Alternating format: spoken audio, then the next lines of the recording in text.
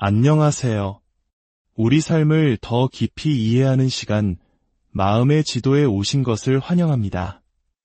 오늘 우리는 세상에서 가장 가깝고도 때로는 가장 복잡한 관계, 바로 어머니와 딸의 관계에 대해 이야기해 보려 합니다. 특히 자기애성 성격, 즉 나르시시즘을 가진 어머니가 딸을 어떻게 대하는지, 그 미묘하고도 파괴적인 심리적 역학을 영국의 한 유명인 모녀 사례를 통해 깊이 들여다보고자 합니다. 이야기는 비단 먼 나라의 이야기가 아니라 어쩌면 우리 주변 혹은 우리 자신의 이야기일 수도 있습니다. 나르시시스트 엄마에게 딸은 어떤 존재일까요? 많은 경우 어린 딸은 어머니의 황금 아이가 됩니다. 황금 아이란 어머니가 자신과 동일시하는 자신의 분신과도 같은 존재를 의미합니다. 나르시시스트 어머니는 딸의 아름다움, 재능, 성취를 마치 자신의 것처럼 여깁니다. 딸을 통해 자신이 이루지 못한 꿈을 대리 실현하고 주변 사람들로부터 찬사와 관심을 끌어내는 연료로 삼습니다. 딸을 통제하고 다른 사람들과 딸을 삼각관계로 엮어 자신의 영향력을 확인하며 딸의 모든 것을 자신의 일부로 흡수하려 합니다.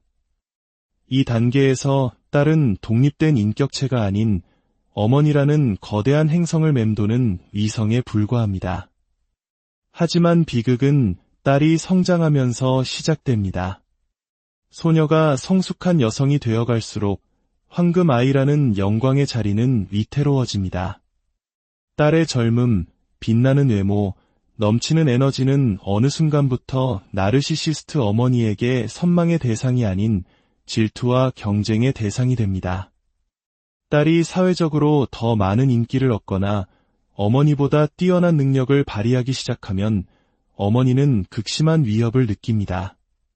과거에는 자신의 통제 아래 있던 딸의 모든 장점들이 이제는 통제 불가능한 위협으로 돌변하는 것입니다.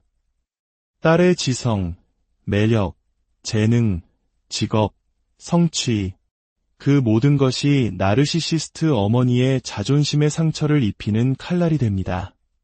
결국 한때 자신의 가장 큰 자랑이었던 황금 아이는 이제 반드시 억누르고 무력화시켜야 할 경쟁자로 전락하고 맙니다. 이러한 심리적 패턴은 영국의 유명 방송인 KT 프라이스와 그녀의 딸 프린세스 안드레의 관계에서 매우 선명하게 드러납니다. 최근 KT의 딸 프린세스는 자신의 이름을 건 다큐멘터리 제작이라는 큰 기회를 맞이하게 됩니다. 하지만 어머니인 KT는 딸의 성공을 축하하기는커녕 오히려 공개적으로 불쾌감을 드러내며 딸의 앞길에 그림자를 들이웁니다. 이 상황을 이해하기 위해 우리는 먼저 KT가 다른 자녀, 특히 장애를 가진 아들 하비를 어떻게 대해왔는지 살펴볼 필요가 있습니다. 그녀는 장애를 가진 아들을 끊임없이 미디어에 노출시키며 대중의 동정심과 관심을 유발하는 도구로 사용해왔습니다. 아들의 상태가 미디어에 노출되었을 때 받을 수 있는 부정적인 영향에 대한 고려는 전혀 없이 오직 자신을 희생적인 어머니로 포장하고 금전적 이득을 취하기 위한 수단으로 아들을 이용한 것입니다. 많은 사람들은 그녀가 훌륭한 어머니라고 생각할지 모르지만 그 이면에는 자녀를 자신의 연장선상이자 소유물로 여기는 나르시시스트의 냉정한 계산이 깔려 있습니다. 아들에게는 이처럼 선한 가면을 쓰고 자신의 이득을 챙기는 반면 성공 가도를 달리기 시작한 딸에게는 노골적인 적대감을 드러냅니다. 그녀는 자신의 팟캐스트에서 딸의 다큐멘터리 계약에 대해 분노를 표출합니다. 하지만 그 비난의 화살은 딸에게 직접 향하지 않습니다. 대신 딸의 소속사, 그리고 공교롭게도 자신의 전남편이자 딸의 아버지인 피터 안드레와 함께 일하는 그 소속사를 문제 삼습니다.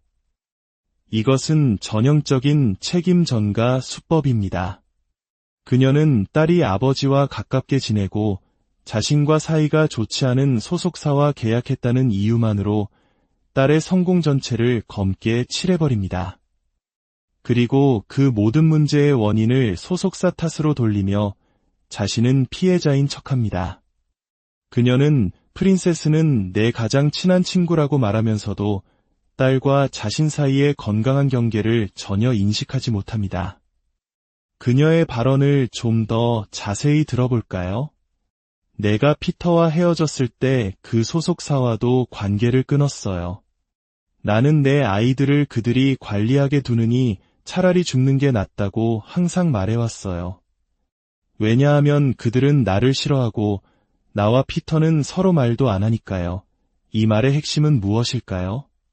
소속사가 딸에게 좋은 기회를 줄 수 있는지, 유능한지는 전혀 중요하지 않습니다.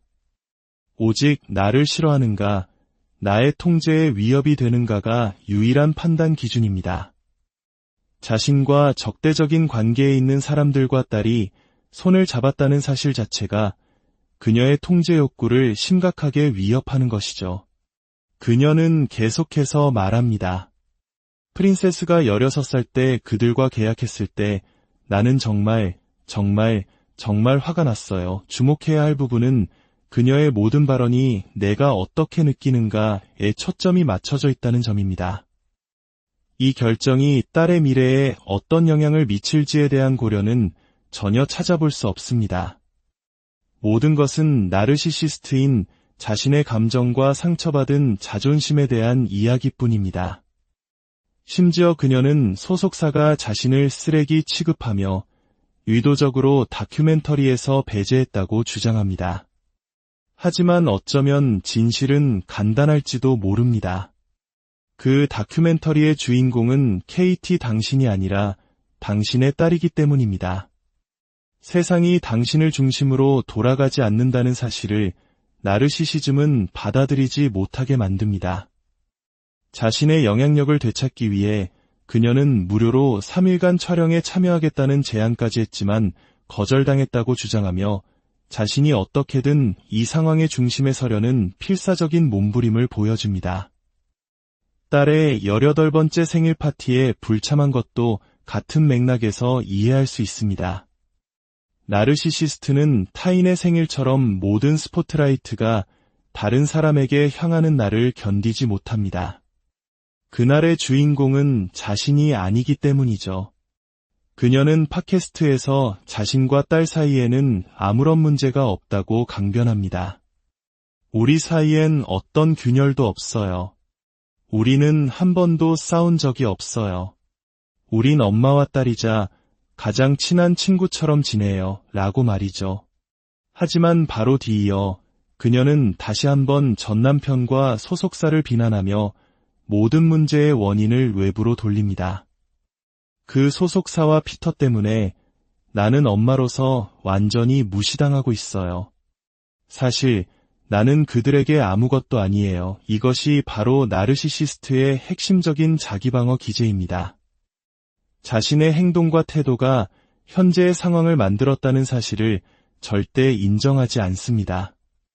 자신의 잘못을 받아들이는 대신 다른 사람을 비난하고 자신을 비극적인 희생양으로 만듭니다. 그녀는 이렇게 한탄합니다. 물론 아이들을 위해 최선을 다하죠. 하지만 내 감정이 상하는 건 어쩔 수 없어요. 아이들이 커가면서 학교 발표회, 크리스마스 행사, 시상식, 축구 경기 등 모든 것에 참여하잖아요. 그런데 이제 와서 딸의 화보 촬영이나 사인회, 그 어떤 행사에도 나는 환영받지 못하고 있어요. 초대받지 못해요. 이 말 속에는 부모로서의 당연한 역할을 마치 대단한 희생인 것처럼 포장하며 이제 그에 대한 보상을 받아야 한다는 은밀한 요구가 숨어 있습니다. 그리고 그 보상은 바로 딸의 성공에 지분을 주장하며 모든 과정에 개입하고 통제하는 것입니다. 그녀의 마지막 말은 그녀의 비뚤어진 자기인식을 가장 명확하게 보여줍니다. 이건 모욕적이에요. 나는 이 업계에 30년이나 있었어요. 만약 누군가 내 딸에게 조언을 해주거나 곁에 있어줘야 한다면 그건 바로 나여야만 해요. 과연 그럴까요? 수차례의 파산, 여러 번의 이혼, 끊임없는 구설수. 그녀 자신의 삶조차 제대로 관리하지 못한 사람이 과연 딸의 인생의 최상의 조언자가 될 수 있을까요? 하지만 나르시시스트의 망상 속에서 그녀는 자신이 가장 완벽하고 유능한 존재입니다. 이 모든 행동은 결국 단 하나를 가리킵니다.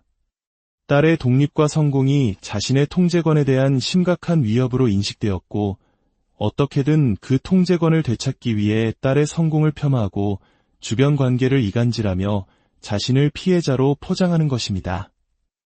이 이야기는 우리에게 중요한 질문을 던집니다. 건강한 부모의 사랑과 나르시시스트의 집착적 통제는 어떻게 다른가? 자녀의 성공을 진심으로 기뻐하는 마음과 그 성공에 자신을 투영하여 대리만족을 느끼려는 마음의 차이는 무엇인가?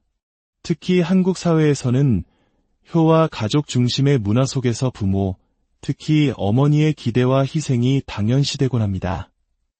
하지만 그 건강한 사랑이 뒤틀리면 자식은 부모의 자아를 실현시켜주는 도구로 전락할 위험이 있습니다. 자녀가 독립적인 인격체로 성장하며 부모의 영향권에서 벗어날 때 그것을 위협이 아닌 축복으로 받아들일 수 있는 성숙함이야말로 진정한 부모의 사랑일 것입니다. 만약 당신이 이와 비슷한 관계로 인해 고통받고 있다면 기억하십시오. 당신은 누군가의 소유물이나 분신이 아닙니다. 당신은 그 자체로 완전하고 독립적인 존재입니다. 건강한 경계를 설정하고 당신의 삶의 주도권을 되찾는 것이 무엇보다 중요합니다. 오늘 이야기가 여러분 각자의 삶과 관계를 성찰하는 데 작은 도움이 되었기를 바랍니다. 이 깊이 있는 지혜가 더 많은 분들에게 닿을 수 있도록 이 영상에 좋아요를 눌러주시고 채널을 구독해주시면 감사하겠습니다. 여러분의 작은 행동이 비슷한 아픔을 겪는 누군가에게 큰 위로와 빛이 될 수 있습니다. 지금까지 마음의 지도였습니다. 다음 시간에 더욱 의미 있는 이야기로 다시 찾아뵙겠습니다. 평안한 하루, 안녕하세요. 우리 삶을 더 깊이 이해하는 시간, 마음의 지도에 오신 것을 환영합니다. 오늘 우리는 세상에서 가장 가깝고도 때로는 가장 복잡한 관계, 바로 어머니와 딸의 관계에 대해 이야기해 보려 합니다. 특히 자기애성 성격, 즉 나르시시즘을 가진 어머니가 딸을 어떻게 대하는지 그 미묘하고도 파괴적인 심리적 역학을 영국의 한 유명인 모녀 사례를 통해 깊이 들여다보고자 합니다. 이 이야기는 비단 먼 나라의 이야기가 아니라 어쩌면 우리 주변 혹은 우리 자신의 이야기일 수도 있습니다. 나르시시스트 엄마에게 딸은 어떤 존재일까요? 많은 경우 어린 딸은 어머니의 황금 아이가 됩니다.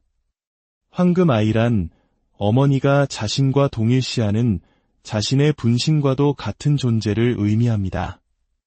나르시시스트 어머니는 딸의 아름다움, 재능, 성취를 마치 자신의 것처럼 여깁니다. 딸을 통해 자신이 이루지 못한 꿈을 대리 실현하고 주변 사람들로부터 찬사와 관심을 끌어내는 연료로 삼습니다. 딸을 통제하고 다른 사람들과 딸을 삼각관계로 엮어 자신의 영향력을 확인하며 딸의 모든 것을 자신의 일부로 흡수하려 합니다. 이 단계에서 딸은 독립된 인격체가 아닌 어머니라는 거대한 행성을 맴도는 위성에 불과합니다. 하지만 비극은 딸이 성장하면서 시작됩니다. 소녀가 성숙한 여성이 되어갈수록 황금 아이라는 영광의 자리는 위태로워집니다. 딸의 젊음, 빛나는 외모, 넘치는 에너지는 어느 순간부터 나르시시스트 어머니에게 선망의 대상이 아닌 질투와 경쟁의 대상이 됩니다. 딸이 사회적으로 더 많은 인기를 얻거나 어머니보다 뛰어난 능력을 발휘하기 시작하면 어머니는 극심한 위협을 느낍니다. 과거에는 자신의 통제 아래 있던 딸의 모든 장점들이 이제는 통제 불가능한 위협으로 돌변하는 것입니다. 딸의 지성, 매력, 재능, 직업, 성취, 그 모든 것이 나르시시스트 어머니의 자존심에 상처를 입히는 칼날이 됩니다. 결국 한때 자신의 가장 큰 자랑이었던 황금아이는 이제 반드시 억누르고 무력화시켜야 할 경쟁자로 전락하고 맙니다. 이러한 심리적 패턴은 영국의 유명 방송인 KT 프라이스와 그녀의 딸 프린세스 안드레의 관계에서 매우 선명하게 드러납니다. 최근 KT의 딸 프린세스는 자신의 이름을 건 다큐멘터리 제작이라는 큰 기회를 맞이하게 됩니다. 하지만 어머니인 KT는 딸의 성공을 축하하기는커녕 오히려 공개적으로 불쾌감을 드러내며 딸의 앞길에 그림자를 들이웁니다.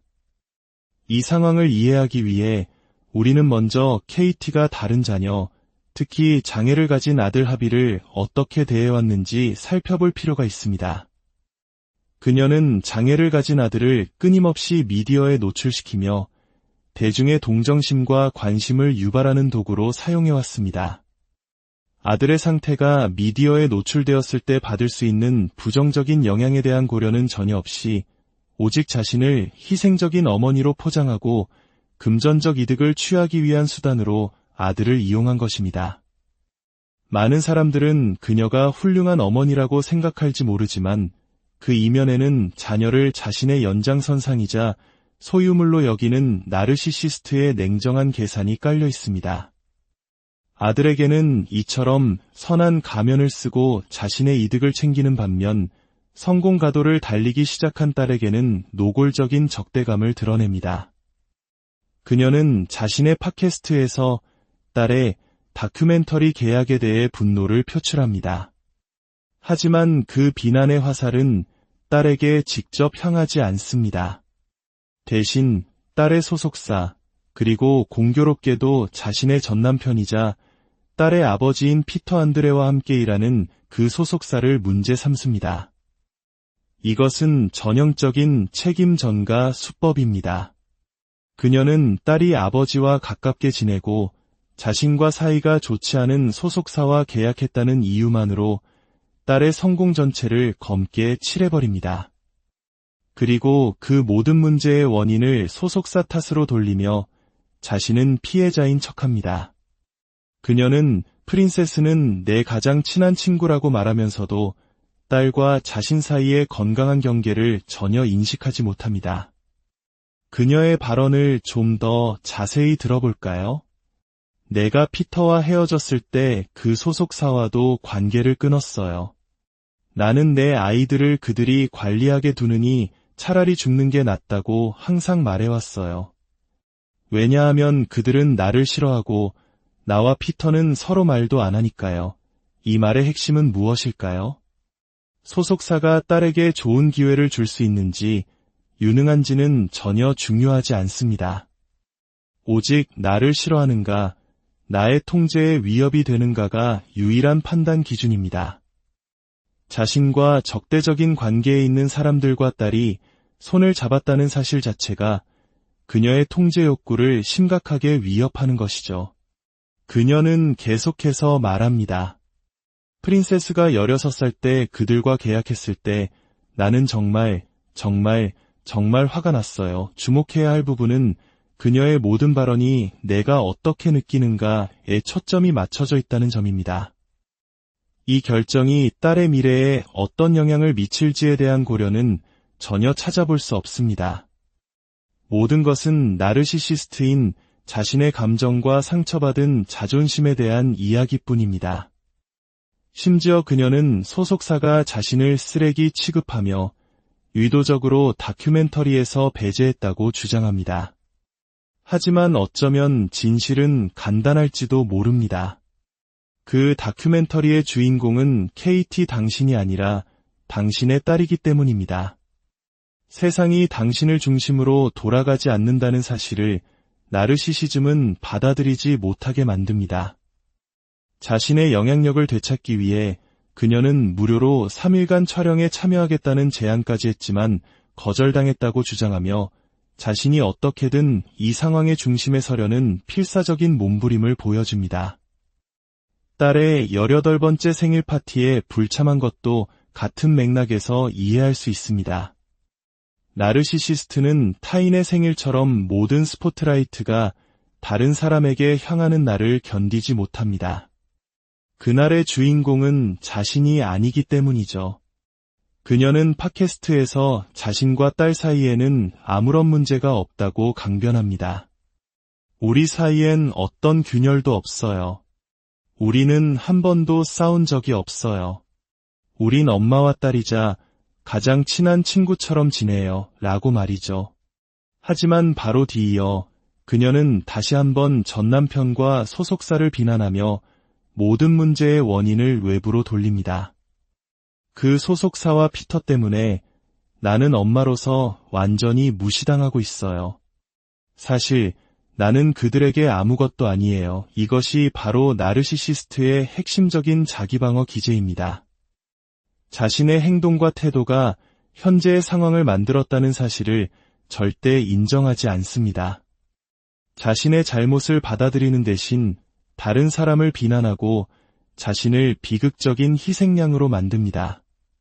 그녀는 이렇게 한탄합니다. 물론 아이들을 위해 최선을 다하죠. 하지만 내 감정이 상하는 건 어쩔 수 없어요. 아이들이 커가면서 학교 발표회, 크리스마스 행사, 시상식, 축구 경기 등 모든 것에 참여하잖아요. 그런데 이제 와서 딸의 화보 촬영이나 사인회, 그 어떤 행사에도 나는 환영받지 못하고 있어요. 초대받지 못해요. 이 말 속에는 부모로서의 당연한 역할을 마치 대단한 희생인 것처럼 포장하며 이제 그에 대한 보상을 받아야 한다는 은밀한 요구가 숨어 있습니다. 그리고 그 보상은 바로 딸의 성공에 지분을 주장하며 모든 과정에 개입하고 통제하는 것입니다. 그녀의 마지막 말은 그녀의 비뚤어진 자기인식을 가장 명확하게 보여줍니다. 이건 모욕적이에요. 나는 이 업계에 30년이나 있었어요. 만약 누군가 내 딸에게 조언을 해주거나 곁에 있어줘야 한다면 그건 바로 나여야만 해요. 과연 그럴까요? 수차례의 파산, 여러 번의 이혼, 끊임없는 구설수. 그녀 자신의 삶조차 제대로 관리하지 못한 사람이 과연 딸의 인생의 최상의 조언자가 될 수 있을까요? 하지만 나르시시스트의 망상 속에서 그녀는 자신이 가장 완벽하고 유능한 존재입니다. 이 모든 행동은 결국 단 하나를 가리킵니다. 딸의 독립과 성공이 자신의 통제권에 대한 심각한 위협으로 인식되었고 어떻게든 그 통제권을 되찾기 위해 딸의 성공을 폄하하고 주변 관계를 이간질하며 자신을 피해자로 포장하는 것입니다. 이야기는 우리에게 중요한 질문을 던집니다. 건강한 부모의 사랑과 나르시시스트의 집착적 통제는 어떻게 다른가? 자녀의 성공을 진심으로 기뻐하는 마음과 그 성공에 자신을 투영하여 대리만족을 느끼려는 마음의 차이는 무엇인가? 특히 한국 사회에서는 효와 가족 중심의 문화 속에서 부모, 특히 어머니의 기대와 희생이 당연시되곤 합니다. 하지만 그 건강한 사랑이 뒤틀리면 자식은 부모의 자아를 실현시켜주는 도구로 전락할 위험이 있습니다.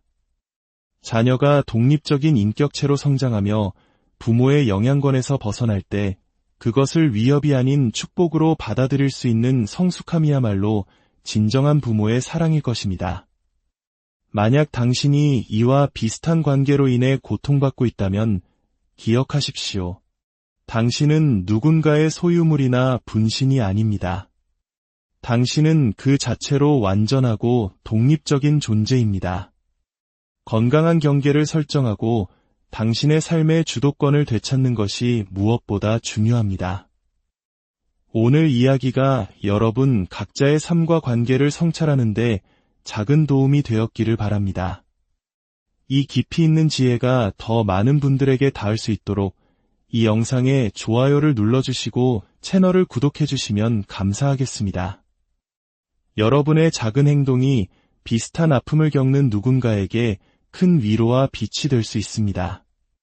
지금까지 마음의 지도였습니다. 다음 시간에 더욱 의미 있는 이야기로 다시 찾아뵙겠습니다. 평안한 하루, 안녕하세요. 우리 삶을 더 깊이 이해하는 시간, 마음의 지도에 오신 것을 환영합니다. 오늘 우리는 세상에서 가장 가깝고도 때로는 가장 복잡한 관계, 바로 어머니와 딸의 관계에 대해 이야기해 보려 합니다. 특히 자기애성 성격, 즉 나르시시즘을 가진 어머니가 딸을 어떻게 대하는지, 그 미묘하고도 파괴적인 심리적 역학을 영국의 한 유명인 모녀 사례를 통해 깊이 들여다보고자 합니다. 이야기는 비단 먼 나라의 이야기가 아니라 어쩌면 우리 주변 혹은 우리 자신의 이야기일 수도 있습니다. 나르시시스트 엄마에게 딸은 어떤 존재일까요? 많은 경우 어린 딸은 어머니의 황금 아이가 됩니다. 황금 아이란 어머니가 자신과 동일시하는 자신의 분신과도 같은 존재를 의미합니다. 나르시시스트 어머니는 딸의 아름다움, 재능, 성취를 마치 자신의 것처럼 여깁니다. 딸을 통해 자신이 이루지 못한 꿈을 대리 실현하고 주변 사람들로부터 찬사와 관심을 끌어내는 연료로 삼습니다. 딸을 통제하고 다른 사람들과 딸을 삼각관계로 엮어 자신의 영향력을 확인하며 딸의 모든 것을 자신의 일부로 흡수하려 합니다. 이 단계에서 딸은 독립된 인격체가 아닌 어머니라는 거대한 행성을 맴도는 위성에 불과합니다. 하지만 비극은 딸이 성장하면서 시작됩니다. 소녀가 성숙한 여성이 되어갈수록 황금 아이라는 영광의 자리는 위태로워집니다. 딸의 젊음, 빛나는 외모, 넘치는 에너지는 어느 순간부터 나르시시스트 어머니에게 선망의 대상이 아닌 질투와 경쟁의 대상이 됩니다. 딸이 사회적으로 더 많은 인기를 얻거나 어머니보다 뛰어난 능력을 발휘하기 시작하면 어머니는 극심한 위협을 느낍니다. 과거에는 자신의 통제 아래 있던 딸의 모든 장점들이 이제는 통제 불가능한 위협으로 돌변하는 것입니다. 딸의 지성, 매력, 재능, 직업, 성취, 그 모든 것이 나르시시스트 어머니의 자존심에 상처를 입히는 칼날이 됩니다. 결국 한때 자신의 가장 큰 자랑이었던 황금 아이는 이제 반드시 억누르고 무력화시켜야 할 경쟁자로 전락하고 맙니다. 이러한 심리적 패턴은 영국의 유명 방송인 KT 프라이스와 그녀의 딸 프린세스 안드레의 관계에서 매우 선명하게 드러납니다. 최근 KT의 딸 프린세스는 자신의 이름을 건 다큐멘터리 제작이라는 큰 기회를 맞이하게 됩니다. 하지만 어머니인 KT는 딸의 성공을 축하하기는커녕 오히려 공개적으로 불쾌감을 드러내며 딸의 앞길에 그림자를 들이웁니다. 이 상황을 이해하기 위해 우리는 먼저 KT가 다른 자녀, 특히 장애를 가진 아들 하비를 어떻게 대해왔는지 살펴볼 필요가 있습니다. 그녀는 장애를 가진 아들을 끊임없이 미디어에 노출시키며 대중의 동정심과 관심을 유발하는 도구로 사용해왔습니다. 아들의 상태가 미디어에 노출되었을 때 받을 수 있는 부정적인 영향에 대한 고려는 전혀 없이 오직 자신을 희생적인 어머니로 포장하고 금전적 이득을 취하기 위한 수단으로 아들을 이용한 것입니다. 많은 사람들은 그녀가 훌륭한 어머니라고 생각할지 모르지만 그 이면에는 자녀를 자신의 연장선상이자 소유물로 여기는 나르시시스트의 냉정한 계산이 깔려 있습니다. 아들에게는 이처럼 선한 가면을 쓰고 자신의 이득을 챙기는 반면 성공 가도를 달리기 시작한 딸에게는 노골적인 적대감을 드러냅니다. 그녀는 자신의 팟캐스트에서 딸의 다큐멘터리 계약에 대해 분노를 표출합니다. 하지만 그 비난의 화살은 딸에게 직접 향하지 않습니다. 대신 딸의 소속사, 그리고 공교롭게도 자신의 전남편이자 딸의 아버지인 피터 안드레와 함께 일하는 그 소속사를 문제 삼습니다. 이것은 전형적인 책임 전가 수법입니다. 그녀는 딸이 아버지와 가깝게 지내고 자신과 사이가 좋지 않은 소속사와 계약했다는 이유만으로 딸의 성공 전체를 검게 칠해버립니다. 그리고 그 모든 문제의 원인을 소속사 탓으로 돌리며 자신은 피해자인 척합니다. 그녀는 프린세스는 내 가장 친한 친구라고 말하면서도 딸과 자신 사이의 건강한 경계를 전혀 인식하지 못합니다. 그녀의 발언을 좀 더 자세히 들어볼까요? 내가 피터와 헤어졌을 때 그 소속사와도 관계를 끊었어요. 나는 내 아이들을 그들이 관리하게 두느니 차라리 죽는 게 낫다고 항상 말해왔어요. 왜냐하면 그들은 나를 싫어하고 나와 피터는 서로 말도 안 하니까요. 이 말의 핵심은 무엇일까요? 소속사가 딸에게 좋은 기회를 줄 수 있는지, 유능한지는 전혀 중요하지 않습니다. 오직 나를 싫어하는가, 나의 통제에 위협이 되는가가 유일한 판단 기준입니다. 자신과 적대적인 관계에 있는 사람들과 딸이 손을 잡았다는 사실 자체가 그녀의 통제 욕구를 심각하게 위협하는 것이죠. 그녀는 계속해서 말합니다. 프린세스가 16살 때 그들과 계약했을 때 나는 정말 화가 났어요. 주목해야 할 부분은 그녀의 모든 발언이 내가 어떻게 느끼는가에 초점이 맞춰져 있다는 점입니다. 이 결정이 딸의 미래에 어떤 영향을 미칠지에 대한 고려는 전혀 찾아볼 수 없습니다. 모든 것은 나르시시스트인 자신의 감정과 상처받은 자존심에 대한 이야기뿐입니다. 심지어 그녀는 소속사가 자신을 쓰레기 취급하며 의도적으로 다큐멘터리에서 배제했다고 주장합니다. 하지만 어쩌면 진실은 간단할지도 모릅니다. 그 다큐멘터리의 주인공은 KT 당신이 아니라 당신의 딸이기 때문입니다. 세상이 당신을 중심으로 돌아가지 않는다는 사실을 나르시시즘은 받아들이지 못하게 만듭니다. 자신의 영향력을 되찾기 위해 그녀는 무료로 3일간 촬영에 참여하겠다는 제안까지 했지만 거절당했다고 주장하며 자신이 어떻게든 이 상황의 중심에 서려는 필사적인 몸부림을 보여줍니다. 딸의 18번째 생일 파티에 불참한 것도 같은 맥락에서 이해할 수 있습니다. 나르시시스트는 타인의 생일처럼 모든 스포트라이트가 다른 사람에게 향하는 날을 견디지 못합니다. 그날의 주인공은 자신이 아니기 때문이죠. 그녀는 팟캐스트에서 자신과 딸 사이에는 아무런 문제가 없다고 강변합니다. 우리 사이엔 어떤 균열도 없어요. 우리는 한 번도 싸운 적이 없어요.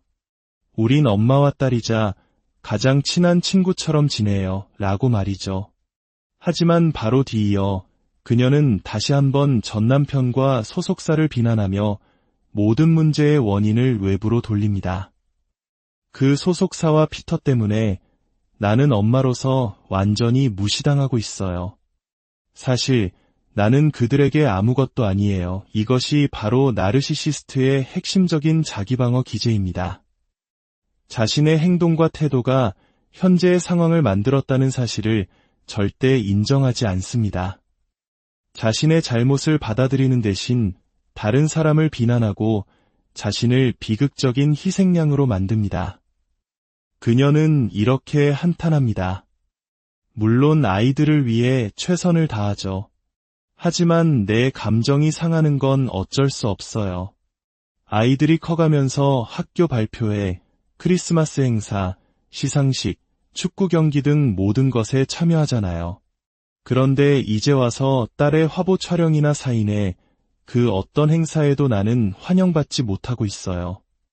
초대받지 못해요. 이 말 속에는 부모로서의 당연한 역할을 마치 대단한 희생인 것처럼 포장하며 이제 그에 대한 보상을 받아야 한다는 은밀한 요구가 숨어 있습니다. 그리고 그 보상은 바로 딸의 성공에 지분을 주장하며 모든 과정에 개입하고 통제하는 것입니다. 그녀의 마지막 말은 그녀의 비뚤어진 자기인식을 가장 명확하게 보여줍니다. 이건 모욕적이에요. 나는 이 업계에 30년이나 있었어요. 만약 누군가 내 딸에게 조언을 해주거나 곁에 있어줘야 한다면 그건 바로 나여야만 해요. 과연 그럴까요? 수차례의 파산, 여러 번의 이혼, 끊임없는 구설수. 그녀 자신의 삶조차 제대로 관리하지 못한 사람이 과연 딸의 인생의 최상의 조언자가 될 수 있을까요? 하지만 나르시시스트의 망상 속에서 그녀는 자신이 가장 완벽하고 유능한 존재입니다. 이 모든 행동은 결국 단 하나를 가리킵니다. 딸의 독립과 성공이 자신의 통제권에 대한 심각한 위협으로 인식되었고, 어떻게든 그 통제권을 되찾기 위해 딸의 성공을 폄하하고 주변 관계를 이간질하며 자신을 피해자로 포장하는 것입니다. 이 이야기는 우리에게 중요한 질문을 던집니다. 건강한 부모의 사랑과 나르시시스트의 집착적 통제는 어떻게 다른가? 자녀의 성공을 진심으로 기뻐하는 마음과 그 성공에 자신을 투영하여 대리만족을 느끼려는 마음의 차이는 무엇인가? 특히 한국 사회에서는 효와 가족 중심의 문화 속에서 부모, 특히 어머니의 기대와 희생이 당연시되곤 합니다.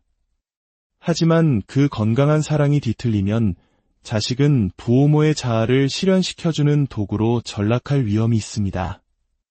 자녀가 독립적인 인격체로 성장하며 부모의 영향권에서 벗어날 때 그것을 위협이 아닌 축복으로 받아들일 수 있는 성숙함이야말로 진정한 부모의 사랑일 것입니다. 만약 당신이 이와 비슷한 관계로 인해 고통받고 있다면 기억하십시오. 당신은 누군가의 소유물이나 분신이 아닙니다. 당신은 그 자체로 완전하고 독립적인 존재입니다. 건강한 경계를 설정하고 당신의 삶의 주도권을 되찾는 것이 무엇보다 중요합니다. 오늘 이야기가 여러분 각자의 삶과 관계를 성찰하는 데 작은 도움이 되었기를 바랍니다. 이 깊이 있는 지혜가 더 많은 분들에게 닿을 수 있도록 이 영상에 좋아요를 눌러주시고 채널을 구독해주시면 감사하겠습니다. 여러분의 작은 행동이 비슷한 아픔을 겪는 누군가에게 큰 위로와 빛이 될 수 있습니다. 지금까지 마음의 지도였습니다. 다음 시간에 더욱 의미 있는 이야기로 다시 찾아뵙겠습니다. 평안한 하루, 안녕하세요. 우리 삶을 더 깊이 이해하는 시간, 마음의 지도에 오신 것을 환영합니다. 오늘 우리는 세상에서 가장 가깝고도 때로는 가장 복잡한 관계, 바로 어머니와 딸의 관계에 대해 이야기해 보려 합니다. 특히 자기애성 성격, 즉 나르시시즘을 가진 어머니가 딸을 어떻게 대하는지, 그 미묘하고도 파괴적인 심리적 역학을 영국의 한 유명인 모녀 사례를 통해 깊이 들여다보고자 합니다. 이 이야기는 비단 먼 나라의 이야기가 아니라 어쩌면 우리 주변 혹은 우리 자신의 이야기일 수도 있습니다. 나르시시스트 엄마에게 딸은 어떤 존재일까요? 많은 경우 어린 딸은 어머니의 황금 아이가 됩니다. 황금 아이란 어머니가 자신과 동일시하는 자신의 분신과도 같은 존재를 의미합니다. 나르시시스트 어머니는 딸의 아름다움, 재능, 성취를 마치 자신의 것처럼 여깁니다. 딸을 통해 자신이 이루지 못한 꿈을 대리 실현하고 주변 사람들로부터 찬사와 관심을 끌어내는 연료로 삼습니다. 딸을 통제하고 다른 사람들과 딸을 삼각관계로 엮어 자신의 영향력을 확인하며 딸의 모든 것을 자신의 일부로 흡수하려 합니다. 이 단계에서 딸은 독립된 인격체가 아닌 어머니라는 거대한 행성을 맴도는 위성에 불과합니다. 하지만 비극은 딸이 성장하면서 시작됩니다. 소녀가 성숙한 여성이 되어갈수록 황금 아이라는 영광의 자리는 위태로워집니다. 딸의 젊음, 빛나는 외모, 넘치는 에너지는 어느 순간부터 나르시시스트 어머니에게 선망의 대상이 아닌 질투와 경쟁의 대상이 됩니다. 딸이 사회적으로 더 많은 인기를 얻거나 어머니보다 뛰어난 능력을 발휘하기 시작하면 어머니는 극심한 위협을 느낍니다. 과거에는 자신의 통제 아래 있던 딸의 모든 장점들이 이제는 통제 불가능한 위협으로 돌변하는 것입니다. 딸의 지성, 매력, 재능, 직업, 성취, 그 모든 것이 나르시시스트 어머니의 자존심의 상처를 입히는 칼날이 됩니다. 결국 한때 자신의 가장 큰 자랑이었던 황금 아이는 이제 반드시 억누르고 무력화시켜야 할 경쟁자로 전락하고 맙니다. 이러한 심리적 패턴은 영국의 유명 방송인 KT 프라이스와 그녀의 딸 프린세스 안드레의 관계에서 매우 선명하게 드러납니다. 최근 KT의 딸 프린세스는 자신의 이름을 건 다큐멘터리 제작이라는 큰 기회를 맞이하게 됩니다. 하지만 어머니인 KT는 딸의 성공을 축하하기는커녕 오히려 공개적으로 불쾌감을 드러내며 딸의 앞길에 그림자를 들이웁니다. 이 상황을 이해하기 위해 우리는 먼저 KT가 다른 자녀, 특히 장애를 가진 아들 하비를 어떻게 대해왔는지 살펴볼 필요가 있습니다. 그녀는 장애를 가진 아들을 끊임없이 미디어에 노출시키며 대중의 동정심과 관심을 유발하는 도구로 사용해왔습니다. 아들의 상태가 미디어에 노출되었을 때 받을 수 있는 부정적인 영향에 대한 고려는 전혀 없이 오직 자신을 희생적인 어머니로 포장하고 금전적 이득을 취하기 위한 수단으로 아들을 이용한 것입니다. 많은 사람들은 그녀가 훌륭한 어머니라고 생각할지 모르지만 그 이면에는 자녀를 자신의 연장선상이자 소유물로 여기는 나르시시스트의 냉정한 계산이 깔려 있습니다.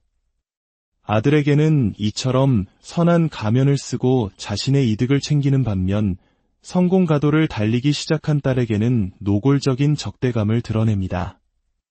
그녀는 자신의 팟캐스트에서 딸의 다큐멘터리 계약에 대해 분노를 표출합니다. 하지만 그 비난의 화살은 딸에게 직접 향하지 않습니다. 대신 딸의 소속사, 그리고 공교롭게도 자신의 전남편이자 딸의 아버지인 피터 안드레와 함께 일하는 그 소속사를 문제 삼습니다. 이것은 전형적인 책임 전가 수법입니다. 그녀는 딸이 아버지와 가깝게 지내고 자신과 사이가 좋지 않은 소속사와 계약했다는 이유만으로 딸의 성공 전체를 검게 칠해버립니다. 그리고 그 모든 문제의 원인을 소속사 탓으로 돌리며 자신은 피해자인 척합니다. 그녀는 프린세스는 내 가장 친한 친구라고 말하면서도 딸과 자신 사이의 건강한 경계를 전혀 인식하지 못합니다. 그녀의 발언을 좀 더 자세히 들어볼까요? 내가 피터와 헤어졌을 때 그 소속사와도 관계를 끊었어요. 나는 내 아이들을 그들이 관리하게 두느니 차라리 죽는 게 낫다고 항상 말해왔어요. 왜냐하면 그들은 나를 싫어하고 나와 피터는 서로 말도 안 하니까요. 이 말의 핵심은 무엇일까요? 소속사가 딸에게 좋은 기회를 줄 수 있는지 유능한지는 전혀 중요하지 않습니다. 오직 나를 싫어하는가, 나의 통제에 위협이 되는가가 유일한 판단 기준입니다. 자신과 적대적인 관계에 있는 사람들과 딸이 손을 잡았다는 사실 자체가 그녀의 통제 욕구를 심각하게 위협하는 것이죠. 그녀는 계속해서 말합니다. 프린세스가 16살 때 그들과 계약했을 때 나는 정말 화가 났어요. 주목해야 할 부분은 그녀의 모든 발언이 내가 어떻게 느끼는가에 초점이 맞춰져 있다는 점입니다. 이 결정이 딸의 미래에 어떤 영향을 미칠지에 대한 고려는 전혀 찾아볼 수 없습니다. 모든 것은 나르시시스트인 자신의 감정과 상처받은 자존심에 대한 이야기뿐입니다. 심지어 그녀는 소속사가 자신을 쓰레기 취급하며 의도적으로 다큐멘터리에서 배제했다고 주장합니다. 하지만 어쩌면 진실은 간단할지도 모릅니다. 그 다큐멘터리의 주인공은 KT 당신이 아니라 당신의 딸이기 때문입니다. 세상이 당신을 중심으로 돌아가지 않는다는 사실을 나르시시즘은 받아들이지 못하게 만듭니다. 자신의 영향력을 되찾기 위해 그녀는 무료로 3일간 촬영에 참여하겠다는 제안까지 했지만 거절당했다고 주장하며 자신이 어떻게든 이 상황의 중심에 서려는 필사적인 몸부림을 보여줍니다. 딸의 18번째 생일 파티에 불참한 것도 같은 맥락에서 이해할 수 있습니다. 나르시시스트는 타인의 생일처럼 모든 스포트라이트가 다른 사람에게 향하는 날을 견디지 못합니다.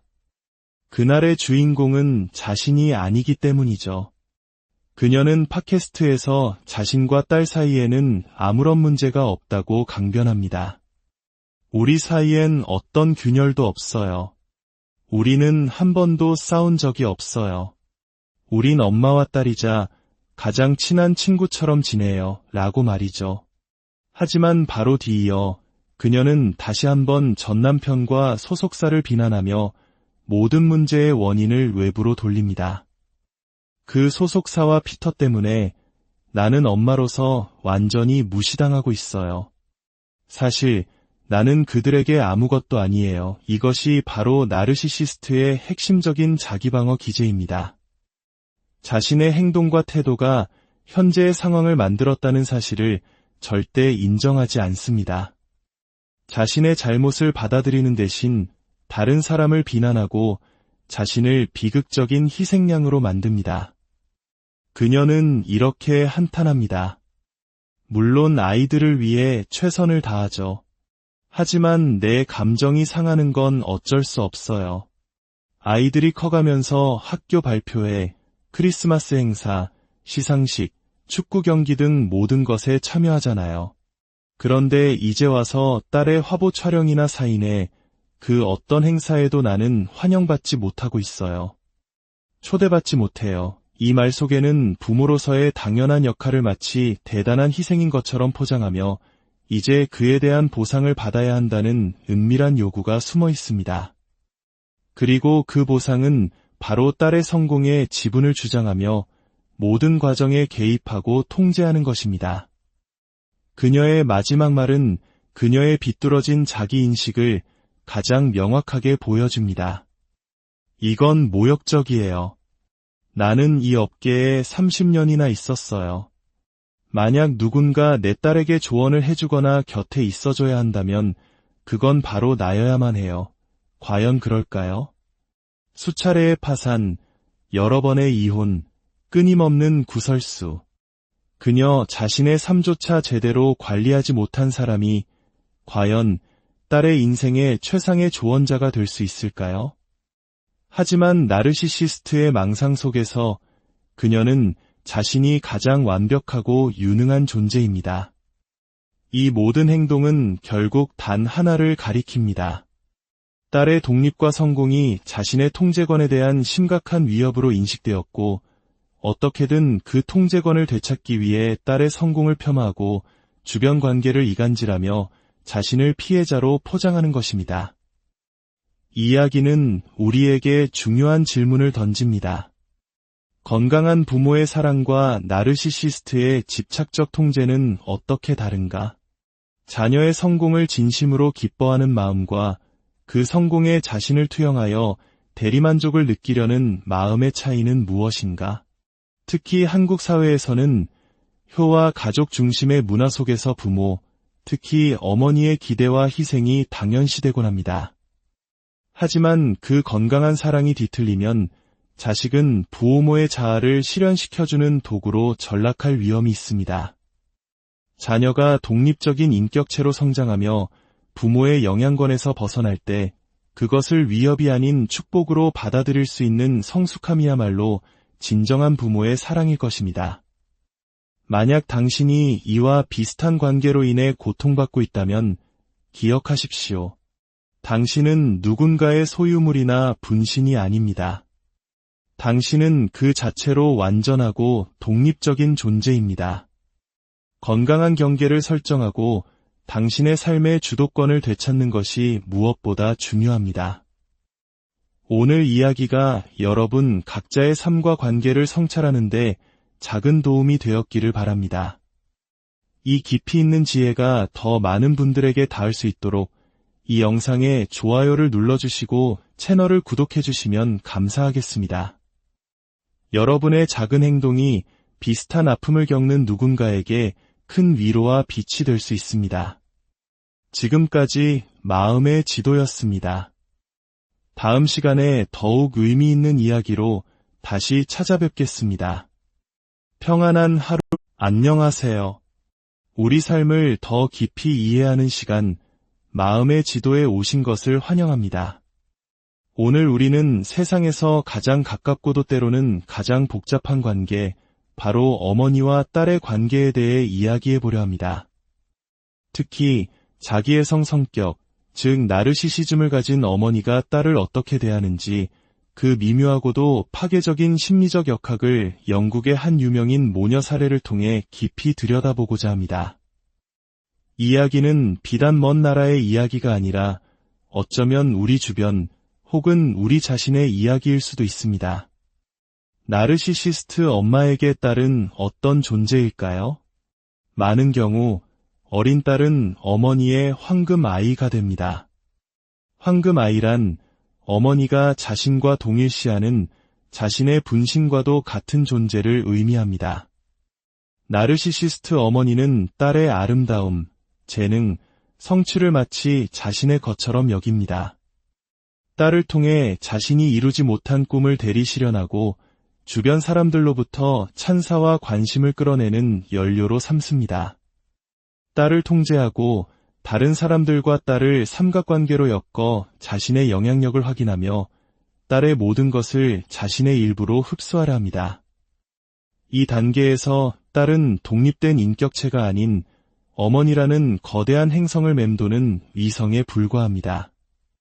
하지만 비극은 딸이 성장하면서 시작됩니다. 소녀가 성숙한 여성이 되어갈수록 황금 아이라는 영광의 자리는 위태로워집니다. 딸의 젊음, 빛나는 외모, 넘치는 에너지는 어느 순간부터 나르시시스트 어머니에게 선망의 대상이 아닌 질투와 경쟁의 대상이 됩니다. 딸이 사회적으로 더 많은 인기를 얻거나 어머니보다 뛰어난 능력을 발휘하기 시작하면 어머니는 극심한 위협을 느낍니다. 과거에는 자신의 통제 아래 있던 딸의 모든 장점들이 이제는 통제 불가능한 위협으로 돌변하는 것입니다. 딸의 지성, 매력, 재능, 직업, 성취, 그 모든 것이 나르시시스트 어머니의 자존심의 상처를 입히는 칼날이 됩니다. 결국 한때 자신의 가장 큰 자랑이었던 황금 아이는 이제 반드시 억누르고 무력화시켜야 할 경쟁자로 전락하고 맙니다.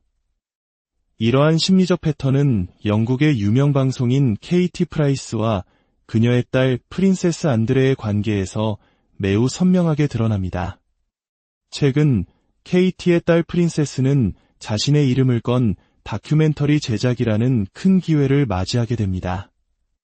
하지만 어머니인 KT는 딸의 성공을 축하하기는커녕 오히려 공개적으로 불쾌감을 드러내며 딸의 앞길에 그림자를 들이웁니다. 이 상황을 이해하기 위해 우리는 먼저 KT가 다른 자녀, 특히 장애를 가진 아들 하비를 어떻게 대해왔는지 살펴볼 필요가 있습니다. 그녀는 장애를 가진 아들을 끊임없이 미디어에 노출시키며 대중의 동정심과 관심을 유발하는 도구로 사용해왔습니다. 아들의 상태가 미디어에 노출되었을 때 받을 수 있는 부정적인 영향에 대한 고려는 전혀 없이 오직 자신을 희생적인 어머니로 포장하고 금전적 이득을 취하기 위한 수단으로 아들을 이용한 것입니다. 많은 사람들은 그녀가 훌륭한 어머니라고 생각할지 모르지만 그 이면에는 자녀를 자신의 연장선상이자 소유물로 여기는 나르시시스트의 냉정한 계산이 깔려 있습니다. 아들에게는 이처럼 선한 가면을 쓰고 자신의 이득을 챙기는 반면 성공 가도를 달리기 시작한 딸에게는 노골적인 적대감을 드러냅니다. 그녀는 자신의 팟캐스트에서 딸의 다큐멘터리 계약에 대해 분노를 표출합니다. 하지만 그 비난의 화살은 딸에게 직접 향하지 않습니다. 대신 딸의 소속사, 그리고 공교롭게도 자신의 전남편이자 딸의 아버지인 피터 안드레와 함께 일하는 그 소속사를 문제 삼습니다. 이것은 전형적인 책임 전가 수법입니다. 그녀는 딸이 아버지와 가깝게 지내고 자신과 사이가 좋지 않은 소속사와 계약했다는 이유만으로 딸의 성공 전체를 검게 칠해버립니다. 그리고 그 모든 문제의 원인을 소속사 탓으로 돌리며 자신은 피해자인 척합니다. 그녀는 프린세스는 내 가장 친한 친구라고 말하면서도 딸과 자신 사이의 건강한 경계를 전혀 인식하지 못합니다. 그녀의 발언을 좀 더 자세히 들어볼까요? 내가 피터와 헤어졌을 때 그 소속사와도 관계를 끊었어요. 나는 내 아이들을 그들이 관리하게 두느니 차라리 죽는 게 낫다고 항상 말해왔어요. 왜냐하면 그들은 나를 싫어하고 나와 피터는 서로 말도 안 하니까요. 이 말의 핵심은 무엇일까요? 소속사가 딸에게 좋은 기회를 줄 수 있는지, 유능한지는 전혀 중요하지 않습니다. 오직 나를 싫어하는가, 나의 통제에 위협이 되는가가 유일한 판단 기준입니다. 자신과 적대적인 관계에 있는 사람들과 딸이 손을 잡았다는 사실 자체가 그녀의 통제 욕구를 심각하게 위협하는 것이죠. 그녀는 계속해서 말합니다.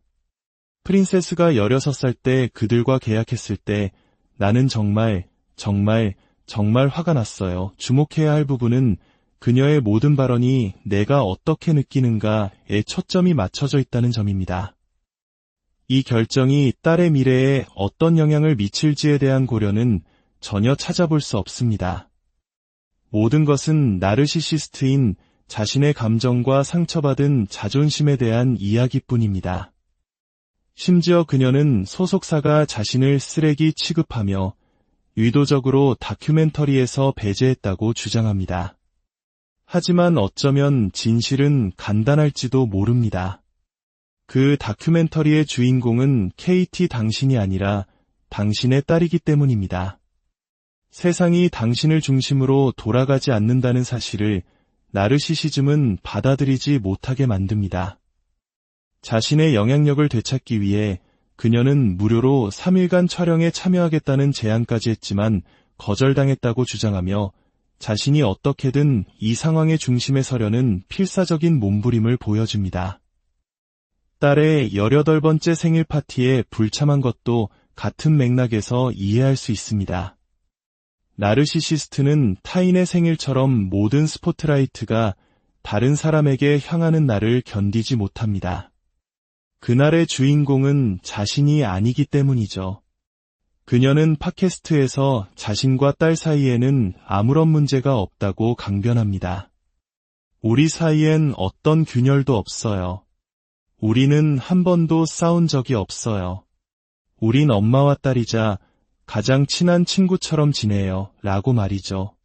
하지만 바로 뒤이어 그녀는 다시 한번 전 남편과 소속사를 비난하며 모든 문제의 원인을 외부로 돌립니다. 그 소속사와 피터 때문에 나는 엄마로서 완전히 무시당하고 있어요. 사실 나는 그들에게 아무것도 아니에요. 이것이 바로 나르시시스트의 핵심적인 자기방어 기제입니다. 자신의 행동과 태도가 현재의 상황을 만들었다는 사실을 절대 인정하지 않습니다. 자신의 잘못을 받아들이는 대신 다른 사람을 비난하고 자신을 비극적인 희생양으로 만듭니다. 그녀는 이렇게 한탄합니다. 물론 아이들을 위해 최선을 다하죠. 하지만 내 감정이 상하는 건 어쩔 수 없어요. 아이들이 커가면서 학교 발표회, 크리스마스 행사, 시상식, 축구 경기 등 모든 것에 참여하잖아요. 그런데 이제 와서 딸의 화보 촬영이나 사인회, 그 어떤 행사에도 나는 환영받지 못하고 있어요. 초대받지 못해요. 이 말 속에는 부모로서의 당연한 역할을 마치 대단한 희생인 것처럼 포장하며 이제 그에 대한 보상을 받아야 한다는 은밀한 요구가 숨어 있습니다. 그리고 그 보상은 바로 딸의 성공에 지분을 주장하며 모든 과정에 개입하고 통제하는 것입니다. 그녀의 마지막 말은 그녀의 비뚤어진 자기인식을 가장 명확하게 보여줍니다. 이건 모욕적이에요. 나는 이 업계에 30년이나 있었어요. 만약 누군가 내 딸에게 조언을 해주거나 곁에 있어줘야 한다면 그건 바로 나여야만 해요. 과연 그럴까요? 수차례의 파산, 여러 번의 이혼, 끊임없는 구설수. 그녀 자신의 삶조차 제대로 관리하지 못한 사람이 과연 딸의 인생의 최상의 조언자가 될 수 있을까요? 하지만 나르시시스트의 망상 속에서 그녀는 자신이 가장 완벽하고 유능한 존재입니다. 이 모든 행동은 결국 단 하나를 가리킵니다. 딸의 독립과 성공이 자신의 통제권에 대한 심각한 위협으로 인식되었고, 어떻게든 그 통제권을 되찾